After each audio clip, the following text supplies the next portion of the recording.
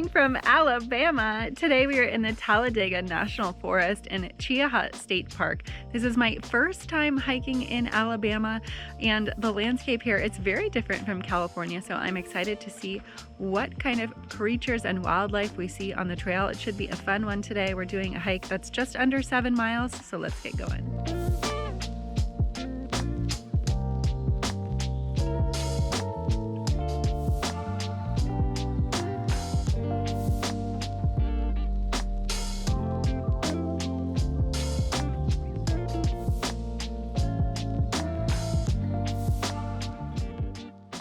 The leaves are just starting to change in this part of the country. It is October now, so definitely the beginning of fall, and you can just start to see these touches of red and orange across the tops of the trees, so definitely a good spot to come if you're looking for some fall colors and living this up.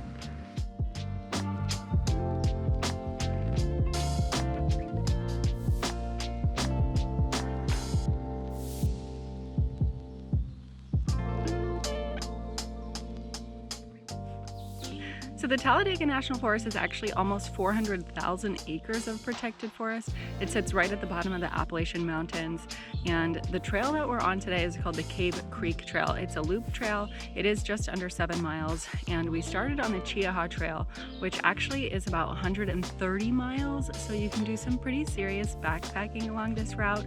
And if you live in this area or have been to this area and done that hike, please drop me a comment and let me know how it was, how many days it took you. Would love to come back to Talladega National Forest and do an overnight camping trip at some point over the next couple of months. So if you've been to this area and love it, let me know. And if you haven't, drop a comment too. Make sure you're subscribed. Also give this video a like, and don't forget to turn on those notifications so you never miss an episode. Most poisonous spider in the world right there.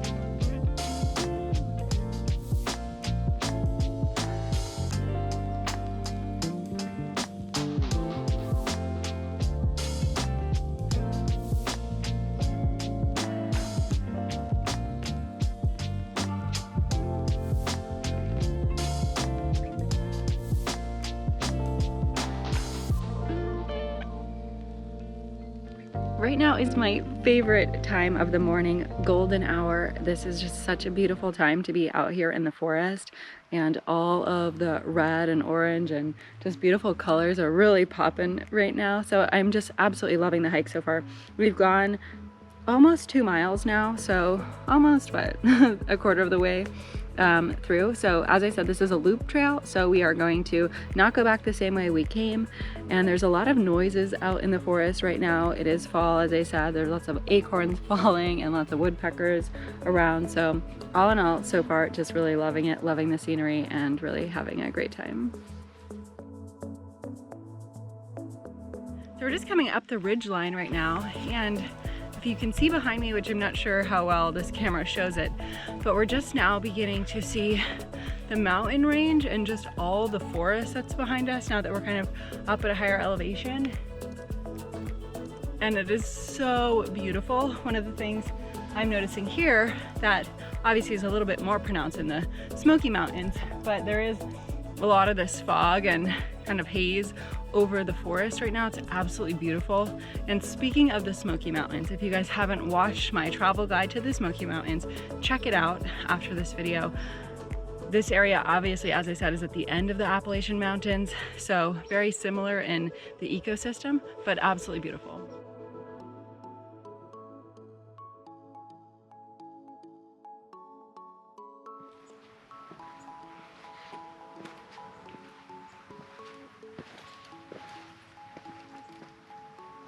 Like I said, this is a great place to backpack. I just stumbled upon a little campsite here where you could have a nice quiet evening enjoying the forest.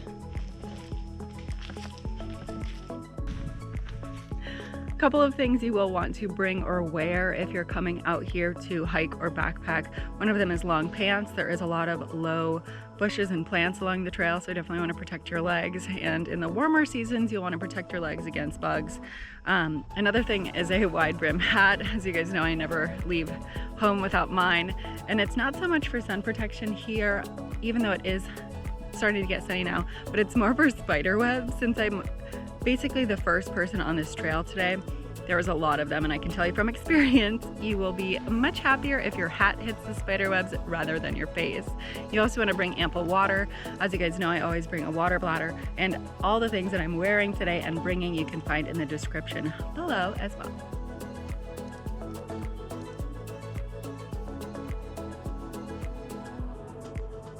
This is pretty cool. There's actually some wild grapevines out here. I believe these are grapes. Normally I would probably try to eat one of these, but I'm actually not positive they are grapes. There are a lot of berries out on the trail that can actually be poisonous, so I'm just gonna observe these ones.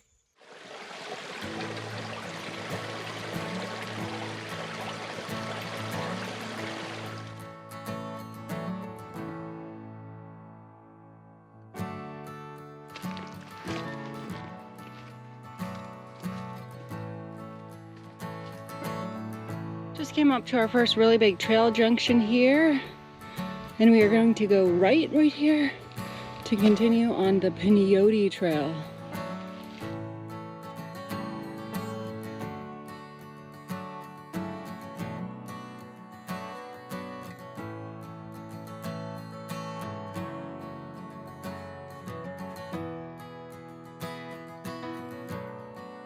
This section of trail is a lot more overgrown than the one we came up.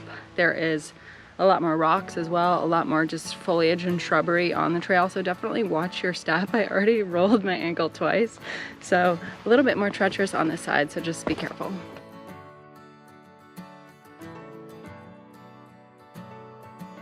How cool are these rock formations?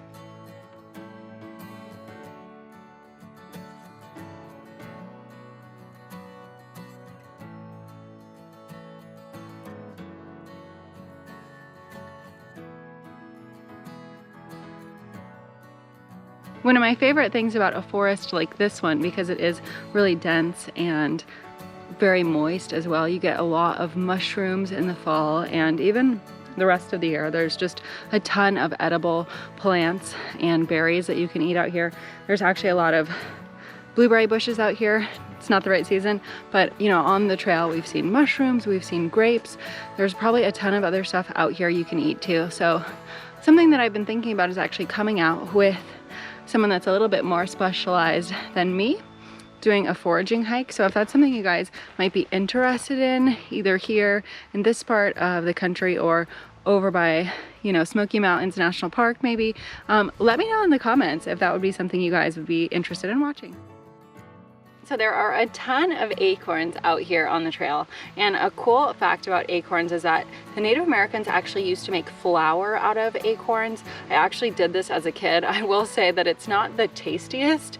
It is pretty bitter, but you can add basically water, you grind down the acorns, and it makes kind of a paste, and you can use that to make bread or tortillas, and kind of an old-timey recipe for bread. So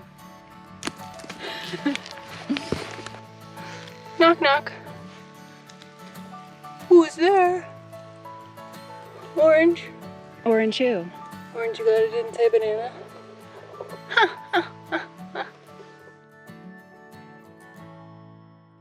There's actually the wreckage of an old plane out here.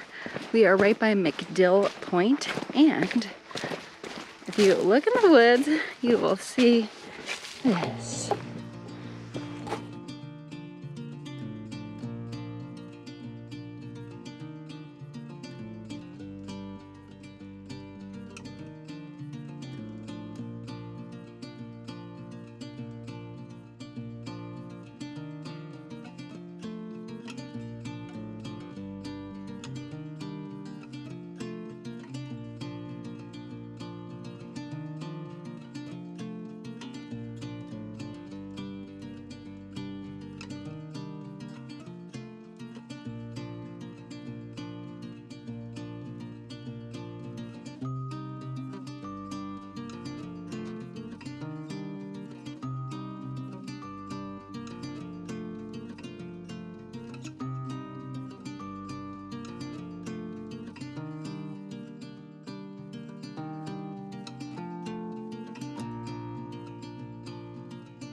Right now we're just about at Hernandez Peak. This is actually the highest point on this trail, just over 2,300 feet in elevation. And I know what you guys are thinking, that's not very high, but it is for this part of the country, because this part of the country is actually pretty flat. There's not a lot of super high mountains, you know, east of the Mississippi. So I am going to beeline it back towards the car, because actually a little bit behind schedule to get on Nature News Live. If you guys haven't checked that out, it's every Sunday at 11, where I just have a chat with you guys about, you know, biodiversity and things we can be doing every day to make the planet a little bit more eco-friendly. So join me there, and if you are new here, hit that subscribe button before you go, turn on the notifications, give this video a thumbs up. You can watch one of these other videos on my channel too. And if there are more places in Alabama or over here in the southeast that you want me to explore, drop a comment down below. Don't forget to just share some of your favorite hikes down there too, and I will see you guys very soon on another video. As always, I'm Alice Ford, and never stop exploring.